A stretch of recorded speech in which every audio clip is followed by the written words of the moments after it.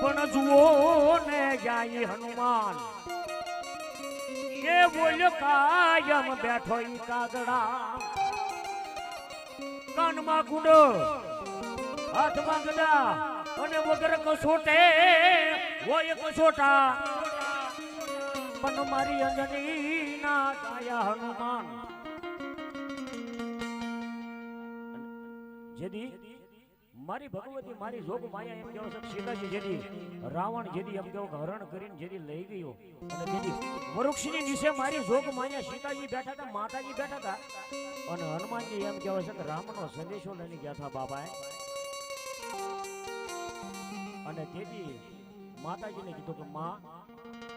એ માં કે તું કોણ કે હું રામદૂત હા હું રામદૂત રઘુકુલ રીતિ સદા સરી આઈ પ્રાણ જાય પણ વસન નો જાય બાબા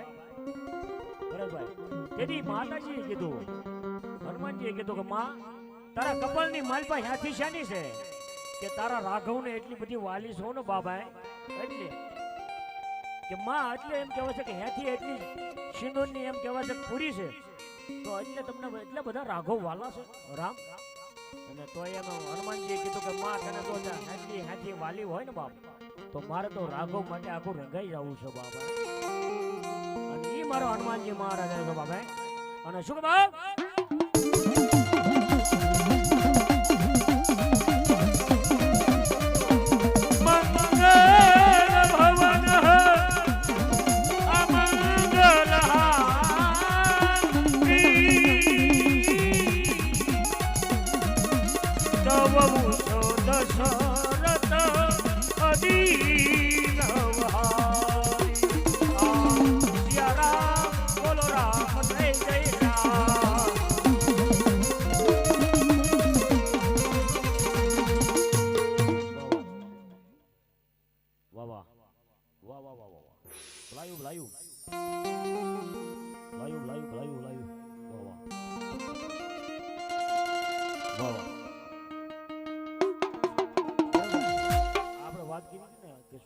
વાત કરી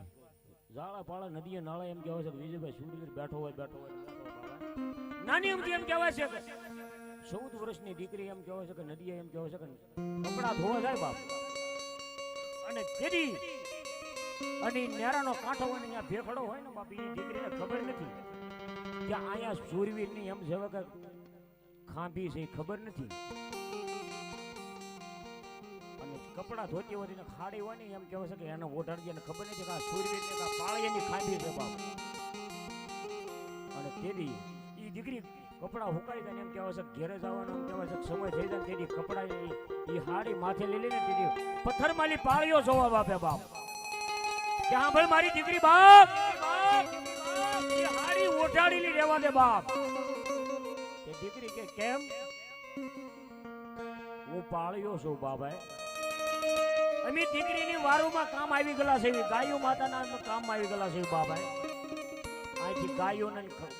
ભેહુના ખટારા ભરાઈને જાય છે ને એમાંથી જોવાના નથી અમને લાશ કાઢી લઈને જવા દે બાપ